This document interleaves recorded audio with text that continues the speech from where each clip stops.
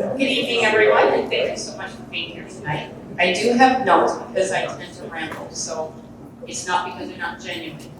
They're my words, however, I have three. See, I'm rambling already.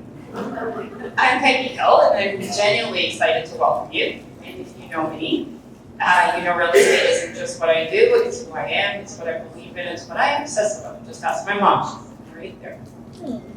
I fully admit that. After years in the business, I usually have a really solid brain. At least I like to think I'm so smart. But lately, things have felt a lot different. Even with all my experience and data at my fingertips, I found myself with more questions than answers.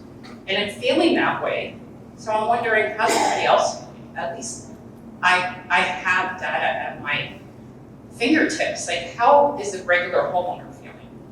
So that's what inspired tonight. I wanted to have people here. I wanted them to hear from somebody other than a realtor what's actually happening in the world.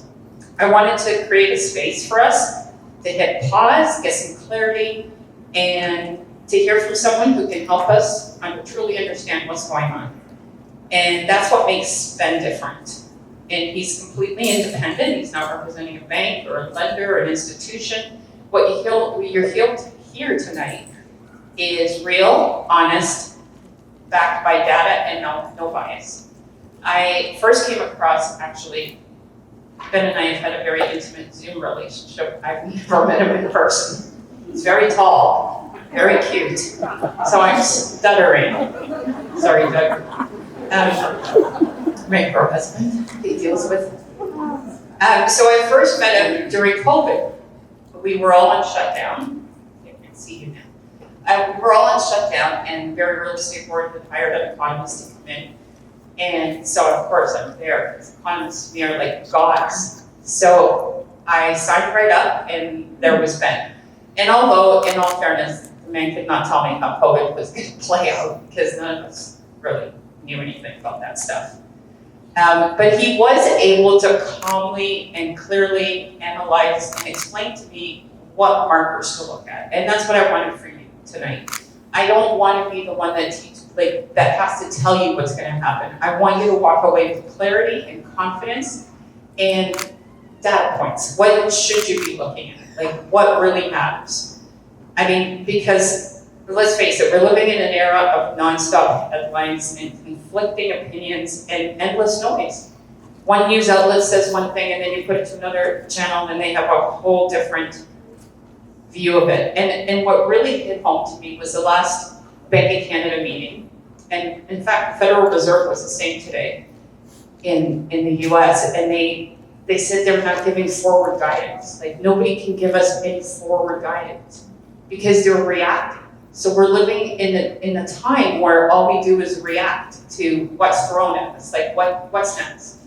You know, the bond market started dropping and things were seeming to calm down, and they stopped talking about tariffs for a little bit, and then it went into war with Iran, and bond market spikes. Like, it's insane.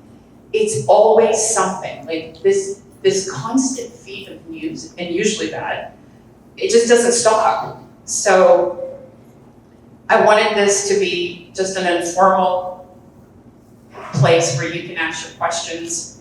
None of them will be dumb. Mine will be the dumbest, I promise. So please ask any questions you have. And I just wanted my team to be a trusted resource for our clients. That's what we're all about. We're about educating, helping you make what decisions you need for your future. So we're absolutely thrilled to have Ben with us tonight as our keynote speaker. And for those of you who don't already know Ben, you're in for a treat. He's the founder of North Cove Advisors, a respected research firm for its deep insights into the Canadian economy, and founder of Edge Realty Analytics, where he helps real estate and mortgage professionals across the country stay ahead of the curve. I personally listen to him on a monthly basis. He puts out a Zoom. I'm a subscriber to his newsletters, so I know a lot about what he's going to say tonight. But like I said, everything's different every day. So I'm sure I'm in for some surprises today as well. So he's going to walk us through some of the key economic forces shaping Canada right now, from interest rates to housing trends and beyond. And most importantly, what it means for our homes in Simcoe County. So I'm hoping he's going to share his outlook for what's to come, and we're incredibly lucky to have him, and I know you'll walk away from this evening with greater clarity. So without further ado, please join me in giving a warm welcome to Ben Rabidoux. I would say it's like a really humbling time to be in the economic forecasting realm, because you just never know. Like, we've got the most powerful man in the world stateside who's like determining economic policy via Twitter. So you just never know what you're going to wake up to. So yeah, it's a pretty humbling experience. I was also saying that it's nice to be able to come and deliver an optimistic message. And I find myself today being more optimistic than consensus. I think people right now are too pessimistic, and we'll talk about that. But I distinctly remember in early 2022, when inflation was really starting to spike, and you knew that interest rate hikes were coming. We didn't know how bad they were going to be, but we knew it was coming. And I remember getting invited to talk in front of like a big mortgage conference and being like, oh God, I gotta be the guy that stands there. Like, you guys, you're not gonna love your life for the next year or more. So it's way more fun to come and be able to deliver a good news message. So with that said, and by the way, before we get started, I should say I love charts. Okay? We're going to look at quite a few charts, but I will make this presentation available so Peggy can email it out to everyone who's here. So don't feel you have to like try to jot down notes. I am going to throw a bit at you. I'll give you the takeaway up front. We'll start with the conclusion, and then we'll work towards it. So here's my personal belief that I hope I can convince you with some data here. Point number one, I think that with the benefit of time, if we give this a few years, there's a good chance that we are going to look back at this tariff threat as being a net good thing for Canada. And that's a really contrarian view, but I'm going to show you why that is. And that's contingent around what happens at the federal level, but I'm optimistic that this is going to be good for Canada. Okay? Point number one. Point number two, I'm quite convinced that we've seen a low in home sales, and that they're going to start trending higher from here. And I actually think that we saw a low in the first quarter. We'll talk about why I think they're going to trend higher. And then the third point is that come 2026, I think we're going to start to see this market tighten quite a bit. I think we're going to see less supply coming online and more demand, and this market's going to start to tighten. So unfortunately, before we get to that good news stuff, we have to wade through the reality of the current situation, and that's, in general, not great news. So let's, what did I do here? Sorry, folks. Down, press the down button, not the other button. Okay. So Peggy mentioned the interest rates and the Bank of Canada, the Federal Reserve. So they set some key interest rates that affect the overall economy. And I just want to highlight this. In addition to setting interest rate policy, about 4 times a year, the Bank of Canada will produce this document called the Monetary Policy Report. Nobody reads it except for economics nerds, but in it details a lot of their thinking about how the economy is evolving. It gives us a lot of hints about where interest rates might go. I want you to notice, they've been doing this since 1995. So we're talking 30 years of producing this report. And this most recent one, I don't know if you can see the theme, but there was the word uncertainty 49 times in this document, which is by far the most on record. Now, I just want you to think back, the folks in the room that maybe have less hair like me, or maybe a little more gray hair, you remember what all we've lived through the past 30 years. We had Y2K. Remember Y2K? It was like a crazy uncertain time. It ended up being a nothing burger, but that was an uncertain. Then we had 9/11, we had the financial crisis, we had COVID, and the message from our central bank is that this is the most uncertain time that they've ever experienced in terms of trying to set monetary policy. Pretty interesting statement. Now, Peggy also mentioned that they have stopped giving forecasts because of how uncertain this is. They basically, our top economic minds in the country have gone, we have no idea. They're just, so normally in that monetary policy report, they would give us a forecast of where they think economic growth is going, and this time they're like, we just don't know. So what they've done instead is they've replaced it with scenarios. And so this is worth highlighting. There's a little bit to unpack here, but I think it's worth just really quickly walking through what we're looking at. So they've outlined 2 scenarios that they think could be likely for the Canadian economy. And they naturally they revolve around tariffs. Okay, and so that's what's causing the uncertainty. So let's talk about the two scenarios really quickly the Bank Canada envisions. The first one, which is the blue line, is kind of what we have currently, which is we have some tariffs on steel and aluminum, we have some tariffs on some non-compliant auto parts, and that's kind of it right now. And according to the Bank Canada, if you look at the blue line, each line is showing quarterly economic growth. And you'll see that in the second quarter, which is the quarter we're in right now, according to that blue line, you get a slight decline in GDP, and then it's going to perk back up in the third quarter, and we just kind of keep going on. So the messaging from the Bank of Canada is basically, hey, if this is as bad as we're going to get on the tariffs, it's not a big deal. We can manage this. I don't mean to be insensitive for anybody who's affected in those industries. It's not going to be fun if you're employed directly in the steel industry, but as an economy overall, this is a very manageable issue. Where it gets a little more concerning is their second scenario, which is where we have the existing tariffs, but then a base tariff is applied. So basically what the US is threatening is kind of a 10% across the board on everything we produce. That's a much bigger problem if that happens. So the Bank of Canada is saying if they do that, we'll end up with basically on a weighted basis, we'll have about a 12% tariff. And if that comes to pass, you can see the orange bars, and we're looking at kind of 4 quarters of declining economic growth. Now, let's pull a question out here. We'll see where the economics lines are. Does anybody know kind of the standard definition of a recession? Just fire it out. Yeah. Exactly. I heard a couple people say a couple quarters of negative GDP growth. It's a little more nuanced than that, but as a general rule, you get 2 quarters of economic growth. That's a pretty strong indication of the economy's recession. And so what we're looking at, if the US proceeds with those tariffs, is we will see 4 quarters of negative growth. That will definitely be an unpleasant recession, and it will be accompanied by job losses. But I also think it's worth framing what we're looking at here. According to the Bank of Canada, if this comes to pass, we'll see about a 1.5% decline in GDP from peak to trough. If we kind of calibrate that back to 2008, 2009, our last kind of real recession, that was about a 4.5% decline in GDP. So if you lived through 08, 09, you remember that was not fun. We're looking at a recession that's somewhere around like a third to a half as bad as that. Now, I really quick, I just have to mention this because some people be doing the math and go, wait a minute, you get a 1% decline here, 2% decline here.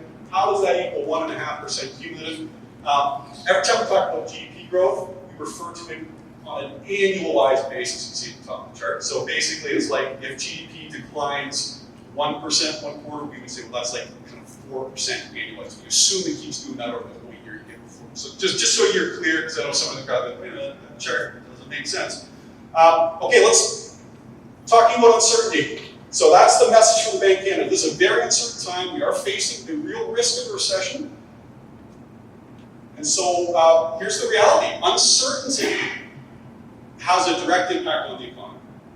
And the folks in the room here who are in the real estate space, you'll know this better than anyone.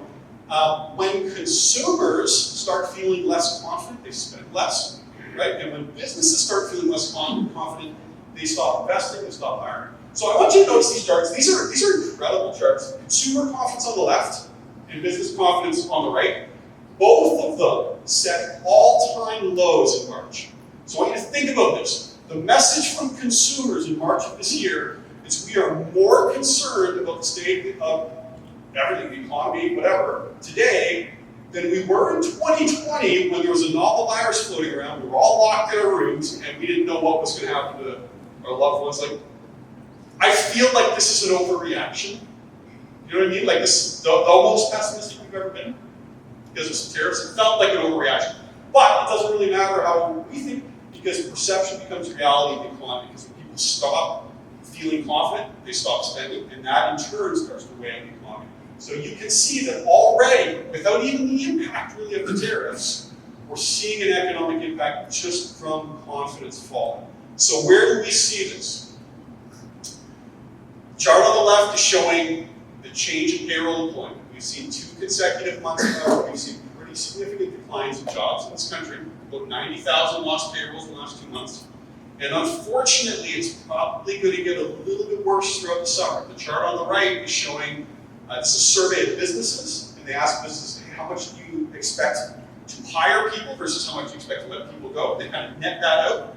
And And right now, businesses are in a negative net hiring position, which means on net, they're going to be cutting staff over the next 2 months. We have not seen that since May 2020. Okay, so you're seeing signs that businesses are starting to slow their hiring. You're starting to see it in the economy. So if we look at what's happened with the unemployment rate, we have seen a notable increase off the low. So the blue line is the Canadian unemployment rate. It's now roughly 7%.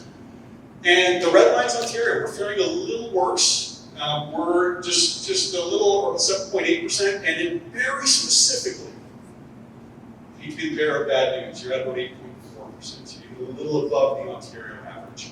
And so the reality is Ontario is a little more exposed to some of these tariff issues than other parts of the country. And we're starting to see that. So we are seeing the unemployment rate start to rise. Now, here's where we'll start to talk housing. And remember, we'll start with the bad news first. The bad news is right now it doesn't look great, but the good news is it's going to get better. So let's keep waiting for the bad news. And this is about as bad a chart as you're going to see. The chart on the left is home sales for Barrie and District. Notice at the top of the chart it says seasonally adjusted. You're going to see that chart a lot. In economics, there's a lot of data that is very seasonal, right? And home sales are a great example. We know that there's always every year a lot more home sales in the spring and summer than there is in like December. Nobody wants to move before Christmas. So it's really hard to compare one month to the next. So what economists do is they'll adjust for that seasonality. So if you see that term, that's what that's referring to. So seasonally adjusted, this is as low, this is as soft a market, as weak in demand as we've seen since the financial crisis. Okay, so this is the bad news part of this presentation. This is not a great resale market. And when we think about kind of the supply versus the demand, right now in Barrie and District, okay, so kind of most of Simcoe County, we look at something called the sales to new listings ratio. Okay, so in other words, if sales are very high relative to the flow of people trying to sell their homes, it's a very tight market. Generally, that's prices are going up. Okay, so when you look at the chart on the right, generally when you're much above 60%, that's a very hot market. Prices are rising. Okay? Between kind of 40 and 60 is a pretty balanced market, and that's usually prices kind of grinding sideways, maybe a little up, maybe a little down. And then once you're much below 40, you're in a pretty soft market where prices generally are going to be declining. Right now, we're sitting at a little under 30% for context, and that's about as low as it's been since the early 1990s. So this is a pretty soft market right now. So supply is high relative to demand, and that is, as we'll talk about, that is starting to impact pricing. So we are seeing inventory build. Inventory, as far as I can tell, it's about double where it was a few years ago here in this region. If you look across Ontario, the chart on the left is showing active listings across all of Ontario. And you can see the trend. We kind of bottomed in 2021, and we've seen a pretty remarkable build. We're now seeing 15-year highs. So this is not news. We know there's a lot of supply out there right now. We know that sales have been pretty soft. And where we're seeing it, where kind of the rubber meets the road, is in the house pricing. So the chart on the right is showing kind of a good approximation of the typical home sold in the Barrie and District region, this whole region. So the bad news is we're looking at roughly a 20% decline from peak, which the last time we've seen a market like that, you've got to go back to the early 1990s. So this is, if you're less than, let's say, 30, this is the worst market for pricing that we've seen. Okay, that's just the reality. But one thing that we gloss over pretty easily in this chart is, wow, look at that increase in pricing starting in 2020. That is a crazy chart. So you guys lived through a period where we had 2 years running where prices were rising 3% every month for 2 years running. So this whole region benefited tremendously from that whole work from home dynamic, people trying to get out of the city, because we're huge recipients of that. That is a crazy chart. In fact, if we look at that price growth on a year-over-year basis, which is this chart right here, you can see that crazy bump in 2020 and 2021. You had 2 years running where prices were going up 40% year over year. Pretty unsustainable. So when you look at a chart like that, you have to expect that at some point there's going to be a bit of a pullback. We're living through that pullback period, and that's not fun. But the good news is, it is going to start getting better. Okay. Now, I do have to stick with this theme a little bit longer of bad news because I am working towards a key point, which is related to interest rates. So you got to bear with me. We do have to talk about a couple more things today. I'm going to try to argue in favor of lower interest rates coming. I believe that these interest rates and the softness we're starting to see in the economy is starting to impact consumers. Okay, so the chart on the left is showing mortgage different arrears on different credit products. So people who are falling behind on loans. Okay, and you can see the green line is installment loans. These are things like payday loans, lines of credit. Delinquency rates are going up quite a bit on that. Credit cards going up, autos going up. Both of those are at 15-year highs. What hasn't really moved yet is mortgages. Really remarkable. Canadians are still paying off their mortgages. The concern that most people in this space would have is that there's kind of a natural order of operations. No one wakes up one day and just defaults on their mortgage. They start with defaulting on a credit card. They kind of work their way down the chain. And so it's a little bit concerning to see credit cards going up. It tells us that probably mortgage delinquencies are going to be trending higher over the next 6 months or so. If we put all that together and we look at it in terms of, well, what's the share of Canadians who are delinquent on at least one credit product? It's the highest it's been since the financial crisis. So clear signs that this is not a fun time for Canadians. Okay, the unfortunate news as we look at these interest rates is that it's probably going to hurt a little bit more in the next year or so because we have a lot of mortgages that are going to be renewing. Okay, so if you look at the chart on the left, these are mortgage originations. This is people taking out mortgages either to refinance, either to purchase, renewing the mortgage, whatever it might be. And this is looking at the level of originations on a 12-month basis. Look at that spike in 2020 to 2022. There was a lot of demand for mortgages at that time. If we jump over to the chart on the right, it tells us why pretty clearly. Is we had this generational low in interest rates where a lot of mortgages were given out with starting with 1, right? So you had mortgage in that kind of 1.5% range, just a remarkable time. Now, what's interesting is if you think about your standard mortgage in Canada being kind of a 5-year term, you think about this big bubble right here from 2020 to 2022, you roll that forward 5 years, all those loans are renewing. And you're just starting to see it on the chart, it's starting to tick back up. So the concern is, the folks who were taking out mortgages here are now renewing. And yes, rates have come down. Thank God, because there was a time there where mortgage rates were pushing 6%. And if they were still there, we'd be looking at a disaster. Instead, they're now closer to 4%, which is still not fun, but we've got a considerable cohort of borrowers who are going to be looking at something akin to a 20 to 30% increase in mortgage payments. So that is not going to be good for the economy. So let's tie all this discussion together, and here's the key takeaway. What all of this discussion means is when you have this level of uncertainty, when we have the economy starting to weaken, it argues very strongly that interest rates have to get lower. Okay, the Bank of Canada is here to set interest rates at a level that encourages growth without creating inflation. And right now, I think we're coming close to a place where we're going to need that growth. Okay, so I want to explain what you're looking at. This chart's a little bit busy, but this is the Bank of Canada. There, that DOC for you. The Bank of Canada policy rate path. So we talked about the Bank of Canada gets together and they set interest rate policy. The solid line is where we just came from. So back in January of last year, we had an overnight rate from the Bank of Canada around 5%. So that meant a really good general rule is if you add 1.5% to this rate, you get kind of a standard mortgage rate. So back in January 2024, the Bank of Canada's rate was 5%, so mortgage rates were in that kind of 6.5% range. So not fun. And then we've seen a succession of steady interest rate cuts, right up until the last couple of meetings where we've had 2 holds. So the Bank of Canada said, okay, you cut rates quite a bit. We're not sure what's going to happen with tariffs. There's a chance that tariffs could be inflation. We're just going to wait and see. And they've kind of held rates. Now, looking forward, the dashed line is where the markets are currently expecting rates to go. The markets are expecting one more rate cut later this year, probably in September, is what they're suggesting. I will argue strongly that that is wrong. Okay, that we are going to have to get considerably lower. 2.5% is not going to be low enough to offset what I think is going to be a pretty soft economy. I think getting down closer to 2% by the end of the year. And that's quite a different it's quite a different environment for mortgages if we get down to that 2% range. Again, think about, yeah, kind of 1.5%, and you get into, you're talking mortgage rates in the 3.5% range, maybe closer to 3. So let's look on the next chart. This is what this probably means for mortgages. So, again, you're looking at where we've come from. Is the solid line, orange is variable rate mortgages, the blue is fixed rate mortgages. There was that time there in 2021 where you get a variable rate at kind of low 1% range.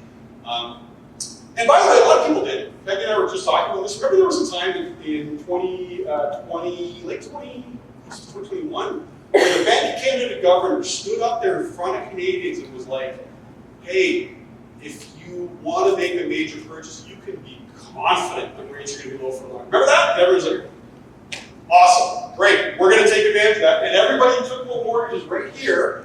And like 18 months later, we had this, right? So that was a bit of a rug pull. Not a fun situation. But the point here is if the interest rate environment shapes up the way I expect, the dashed line suggests where rates could be going. And I think there's a decent chance that later this year, we will see mortgage rates push into the low 3% range, which I will argue is a very different demand environment than what we're seeing currently, okay? That's a very quick overview of the current state of the economy. Now, I'm just going to push into the second part, which is where I will argue that things are about to get better. So we're into the good news. You guys have made it through the bad news. Okay, now it's all downhill from here. Whatever, it's good news for you. Okay. Bit of a wild stat here. Did you know that due to different provincial regulations, if you're a long-haul trucker, there are times where when you are crossing between provincial boundaries, you have to stop, pull over, and swap out your tires because there's different regulations around tires between provinces. Okay. And did you know that we have examples of neighboring provinces where in one province, a certain type of truck can only operate during the day, and in the next province, that same truck can only operate at night. And in addition to that, it's not on here, but one other thing to consider is there's a number of products that we produce here in Ontario that are easier to sell to markets in Asia than they are to sell to Vancouver or British Columbia, as an example. So these are just a couple of silly examples of issues that plague our economy that we refer to as interprovincial trade barriers. Okay? So these are artificial barriers that provinces have enacted for no other reason than that we all want to have our own little kingdom that we govern, and goddamn it, these are our rules. Okay? And there's no reason for provinces to come together and find some common ground until we got that 51st state threat, right? And then all of a sudden all the provinces went, oh, wait a minute. Maybe now's the time to find some common ground. So let's talk about this because this is not a small story. And we've known about this for decades. We've just never had the impetus to get the provinces together and try to resolve this. So let's look at this because this, I think, will arguably change your view around tariffs. If we rewind to the beginning of the presentation, remember I said that if we get that base tariff of kind of called 12% from the US, we will be facing a decline in GDP somewhere around 1.5%. That's right here. Okay, there's the potential impact of that GDP decline, the first bar on the left. Offsetting that is a potential 8 percentage point increase in GDP just from eliminating interprovincial trade barrier. There is free money sitting on the ground here in Canada, and all we need to do is get together, find some common ground, and pick it up. And so my argument would be that if we can find that common ground, that we will look back on this in 5 or 10 years and say that actually that threat from Donald Trump was what we needed to get the provinces together.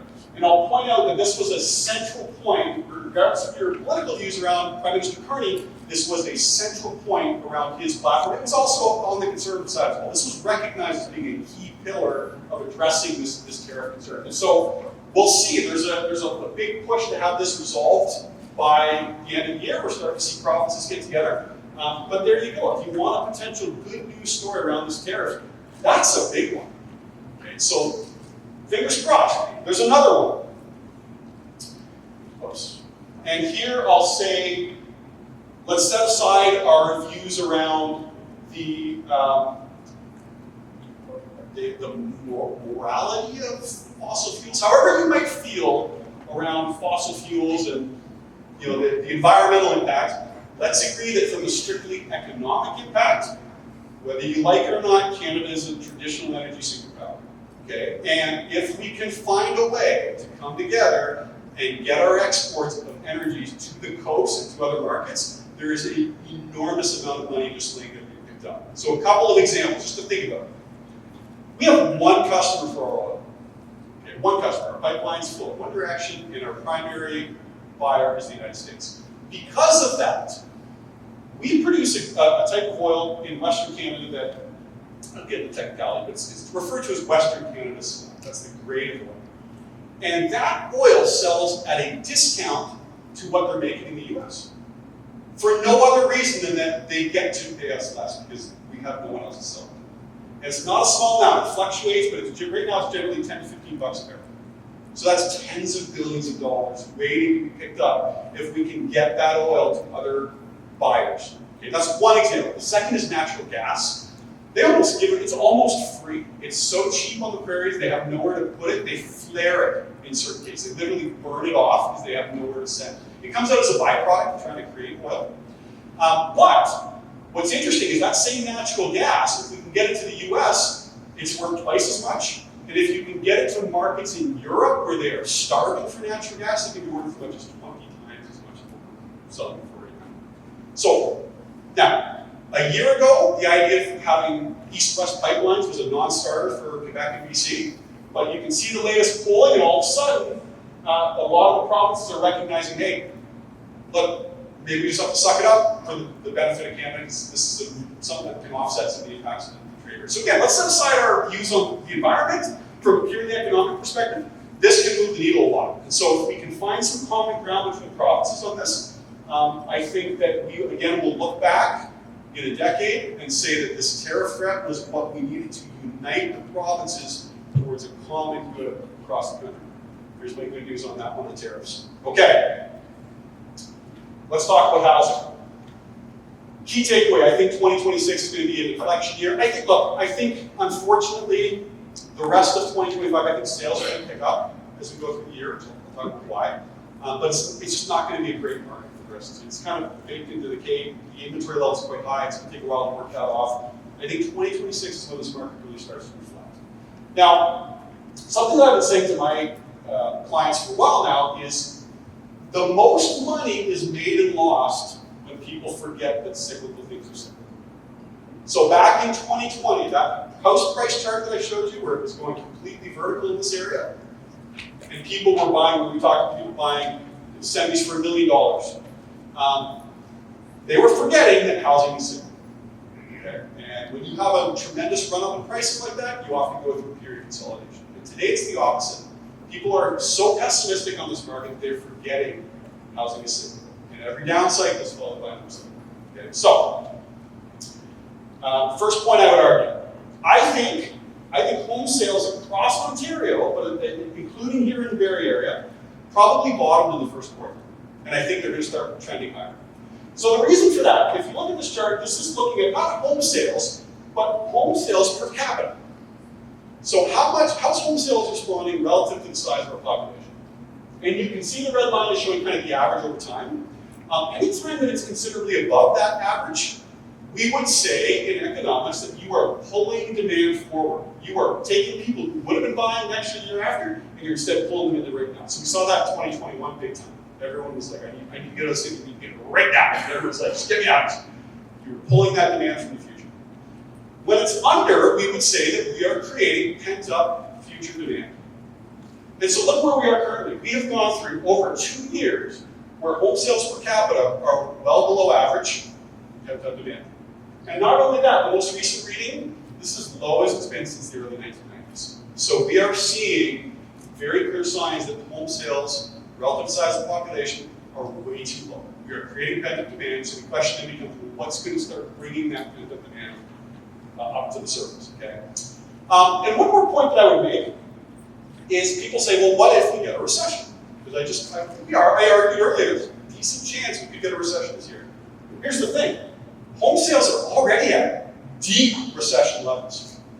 So the question I would ask is, well, how much worse do we think they're going to get? This is as bad as we've seen, including in recessions. This is lower than it was. Here's the financial crisis where we thought that the financial system, affordability is not good, but it is improving, and it's getting better quite quickly. So what you're looking at here, this is an estimate. Like imagine you were going to buy the typical home at the typical price. So that chart that I showed you earlier, house price. Imagine you were buying that home. Imagine you were financing it at 8%, so putting a 3% down payment at prevailing interest rates. What's your mortgage payment on that purchase? So we just run that calculation every day. What's it for?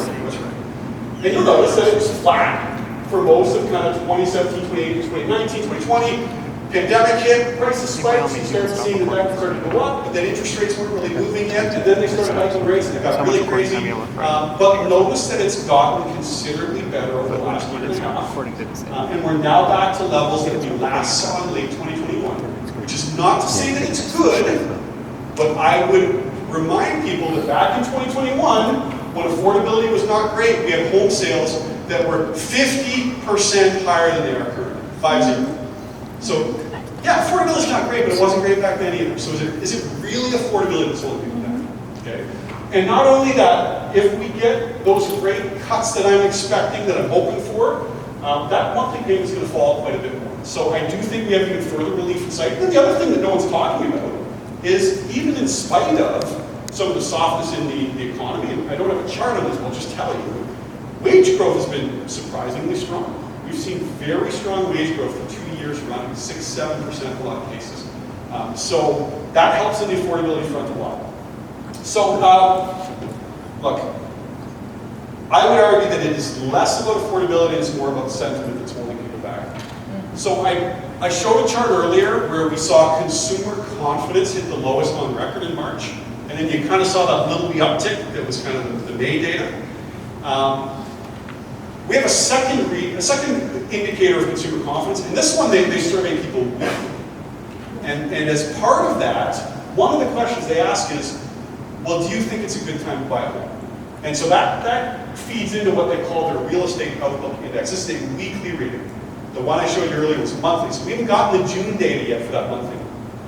But look at what we've seen in the real estate outlook just in the last 4 weeks. So yeah, it was pretty darn low, March and early April, and then all of a sudden the last week it started to really perk up. So we're seeing that people, look, it's not at a great level, but it's getting better. And I think people are starting to see that maybe we were too pessimistic on housing, we were too pessimistic on the state of the economy, and I think it's going to go up. So let's put this together. Here's the prediction. You guys can hold me to this. Everybody loves to remind, when you get an economist, first of all, everyone wants a prediction.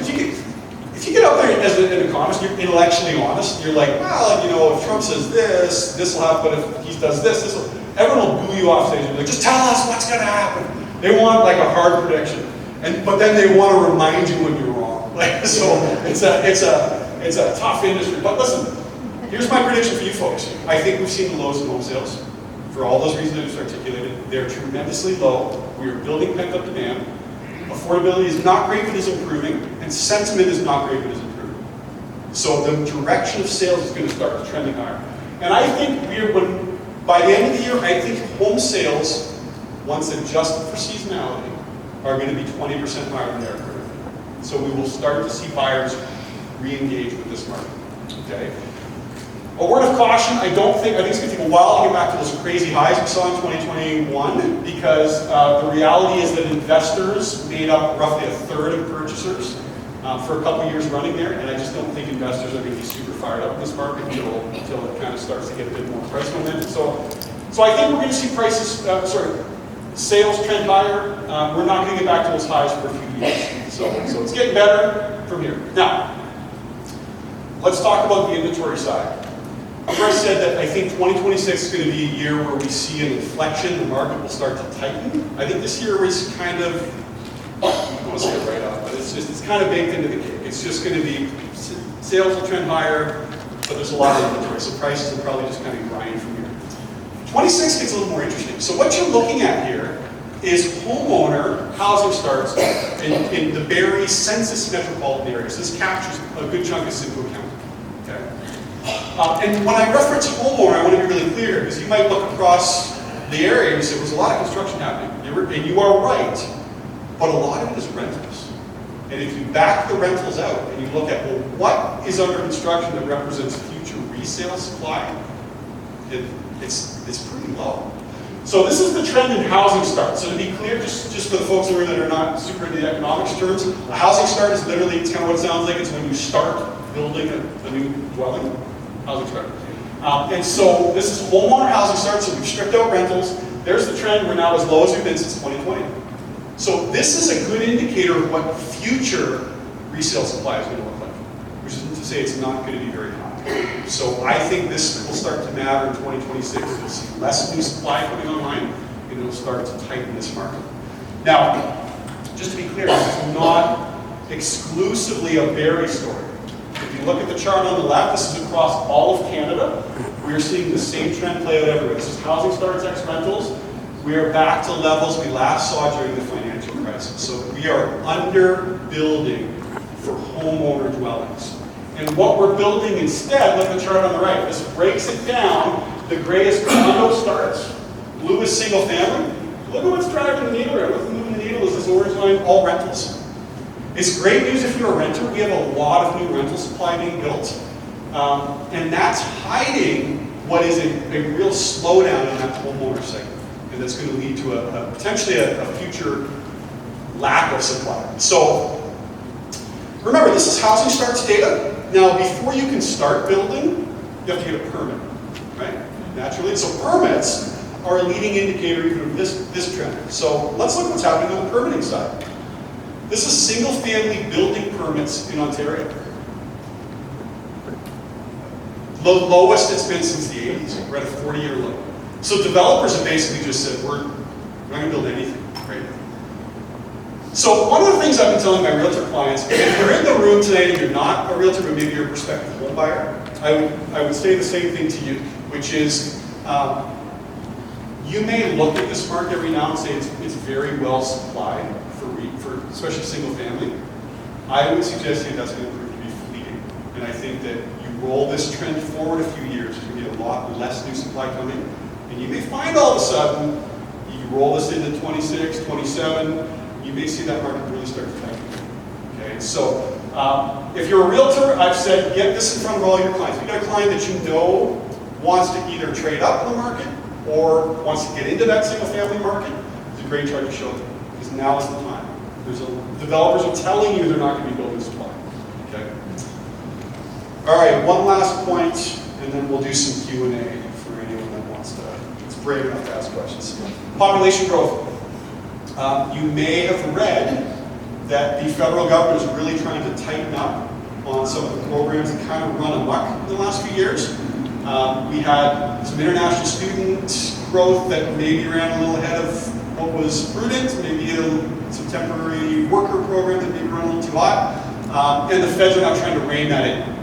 And so there's a lot of talk about slowing population growth. In fact, we just got a data point this morning where in the first quarter we saw the lowest level of population growth for Canada we've seen. In fact, here's a crazy stat for you. It's actually the third lowest quarter of population growth in the last 70 years. And one of those quarters was COVID, when you literally couldn't come to Canada, so that almost doesn't even count. So we're really talking about the second lowest quarter for population growth. So you might ask yourself, well, how can you be optimistic on housing if the federal government's trying to really rein in what was this kind of runaway population growth? So let's talk about that quickly, because this is important. So you look at the chart on the left, shows population growth, not in percentage terms, but in terms of actual number of people. And you'll see that 2022 to 23, there was a period of time there where Canada was adding 1.3 million people in a single year. And so I'm all for sensible immigration policy, but that's crazy. Okay, that is crazy because there are real limitations around how many physicians we have in this country, how much rental stock we have. Like, there's a million things that would say that that was maybe not well thought out. Okay, it's not to blame the folks who came here, but that is very much to blame our federal and provincial leaders. Okay, And so it's important to understand what drove that boom. So if we look at the chart on the right, this is just taking this chart and then breaking it down into three components, because there's three things that feed into population growth. The gray bar is what we call natural increase. And so this is births minus deaths. So this is like if we had no immigration whatsoever, what would Canada's population growth look like? This is important. Look at that gray bar. You got to squint really hard to see it on the far right of this chart, which is to say that if we didn't have immigration, our population would not be growing. And in fact, in a couple of years, we'll start shrinking. And that is not a good thing over the longer term to have shrinking population. So we do need a sensible level of immigration. Let's be very clear on that. The blue bar is what we generally think of as immigration. So this is net permanent residents coming to the country. Okay, so the federal government has had sort of a cap on that. It used to be around kind of 300, then jumped up to kind of 500. And so you can see the bar, it generally over the last few years was kind of like 400 to 450, because you bring in 500,000, you'd have like 50,000 people on vacation in Costa Rica, like, what are we doing, let's just stay, right? And then leave. And so it would net out to like 400, 450. But notice, that really wasn't where the growth came from. The blue bar was really flat. All the growth came from that orange bar.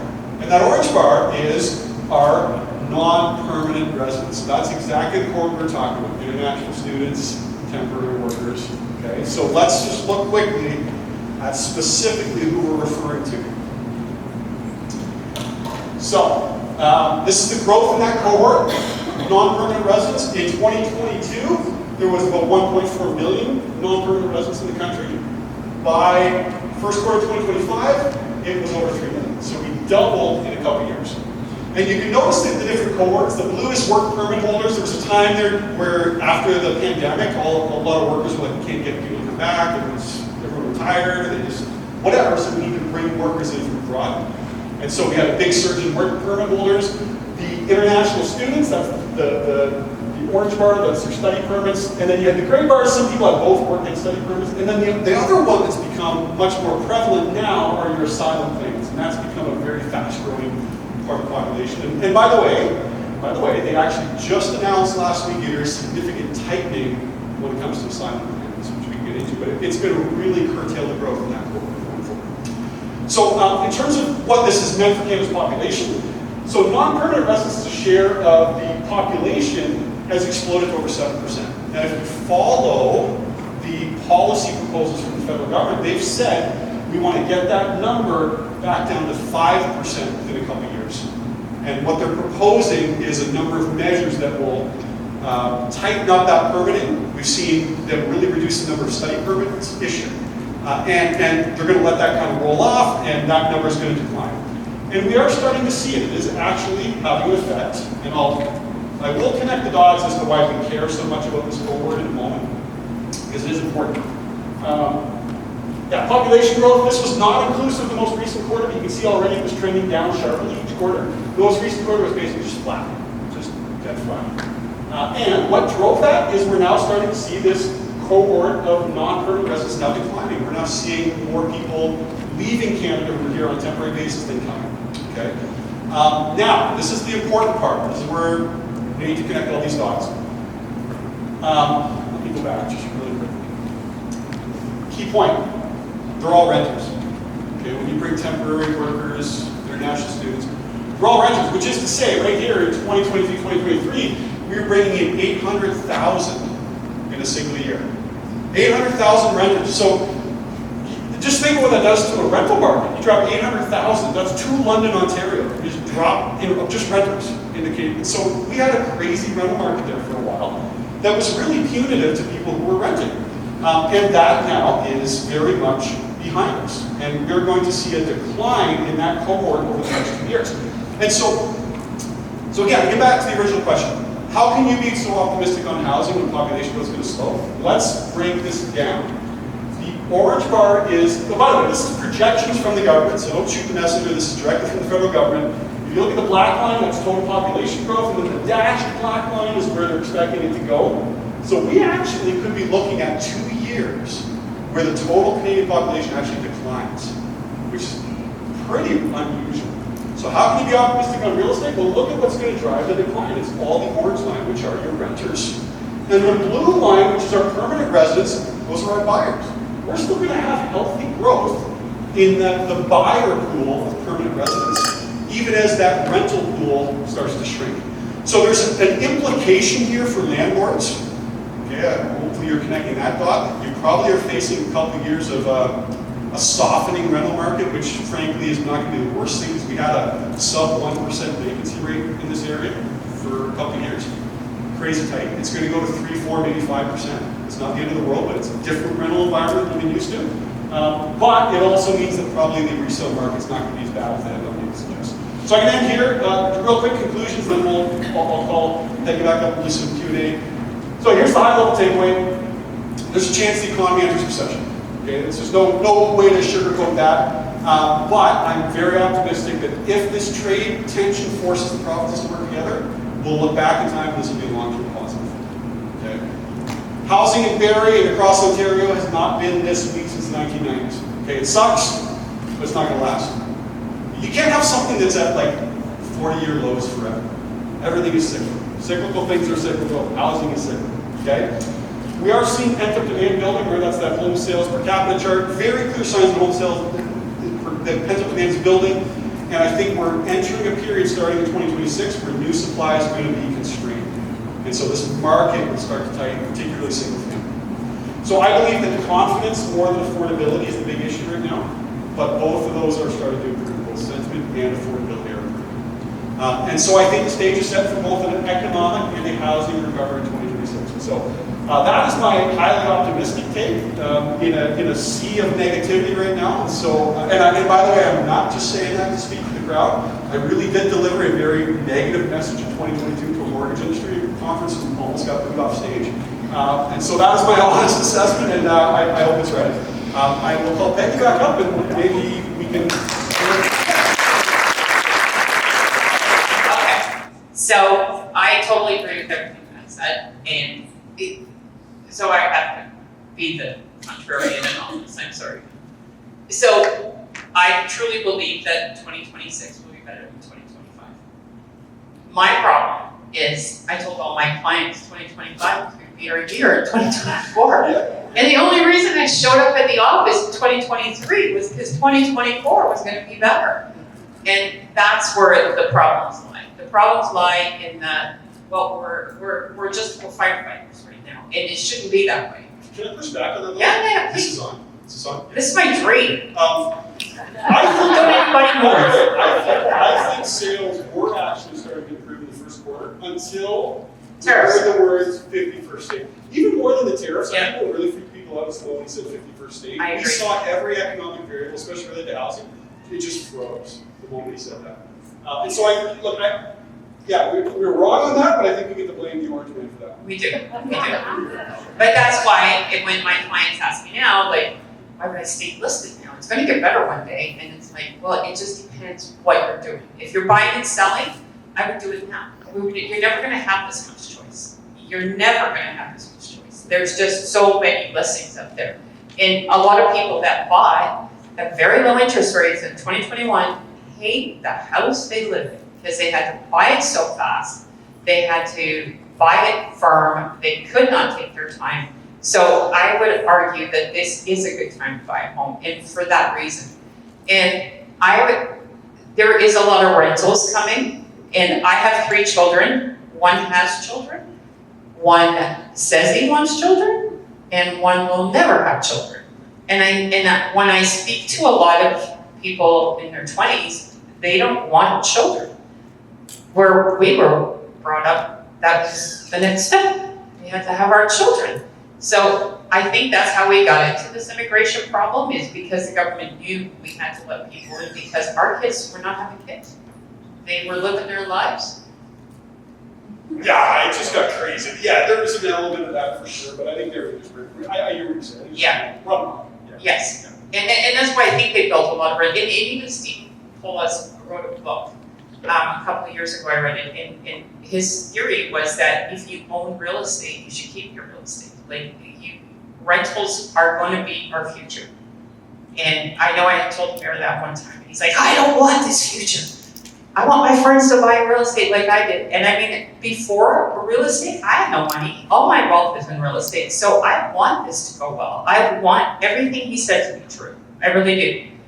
But we just don't know, because just like everyone else, we're reacting to what's happening. But everything really does look good after we get past this barrier. And all that interprovincial stuff, that's insane. That is totally insane. That should never happen. I can't buy wine from British Columbia, yet I can bring it in from California. Like, it's crazy. Well, I used to be able to. It's crazy. So I agree with everything Ben said so much. Thank you, Ben. You did not disappoint.